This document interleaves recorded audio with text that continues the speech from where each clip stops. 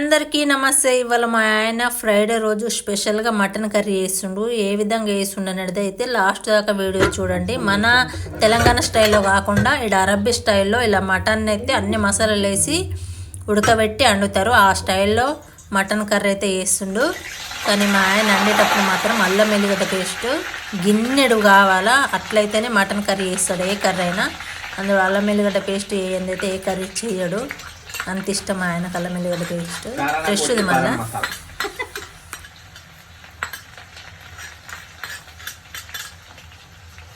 Half KG చికెన్కి అల్లం వెల్లిగడ్డ ఎంత హాఫ్ కేజీ మటన్ సారీ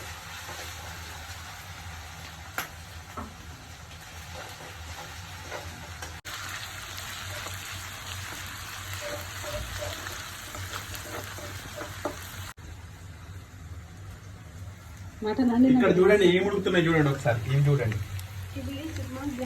గుడాలు ఉడుకుతున్నాయి. గుడాలు తెలంగాణ గుడాలు.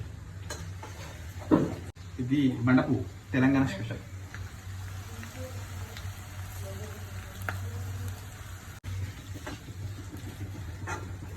ఇది ఇలా ఎర్రగా కావాలి.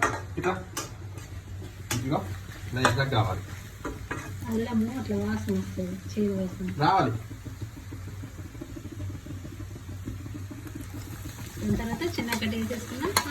చిన్నగా తరుగుకున్నాయి. నేను కట్ చేసుకుంటా, తరుగుతాను.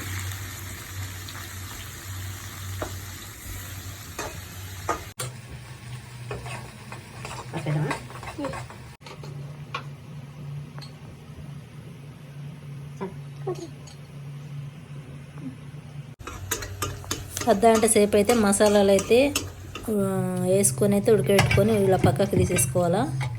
దాని తర్వాత డైరెక్ట్ అందులో వేసేసుకున్నాడు. ఫ్రై అయిన తర్వాత ఇది ఒకసారి ట్రై చేయండి. అరబీ స్టైల్లో మంచిగా వచ్చింది మటన్ కర్రీ అయితే. అయినా మా ఆయన నాన్ వెజ్ వంటలైనా ఏ వంటలైనా సూపర్ చేస్తాడు.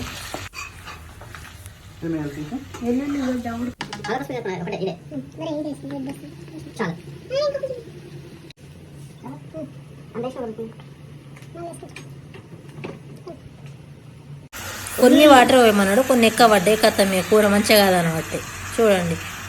సపోర్ట్గా ప్రతిదానికి పిలుస్తాడు. ఏమేలైంది ఇది చూడు గది చూడు అని చెప్పేసి సడన్గా కొన్ని వాటర్ ఎక్కువ అయితే కథం. ఇక నేను అనుకున్నట్లుగానే కాదు అంటాడు. ఇక లాస్ట్కి అయితే సూపర్ అయింది మటన్ కర్రీ. ఇది ఫస్ట్ పార్ట్. సెకండ్ పార్ట్ చూపిస్తా. కంపల్సరిగా ఈ వీడియోని మాత్రం చూడండి. నెక్స్ట్ వీడియో కూడా పెడతాను. ఎలా ఉందో మటన్ కర్రీ నెక్స్ట్ వీడియోలో చూపిస్తా. బాయ్ బాయ్ అందరికీ.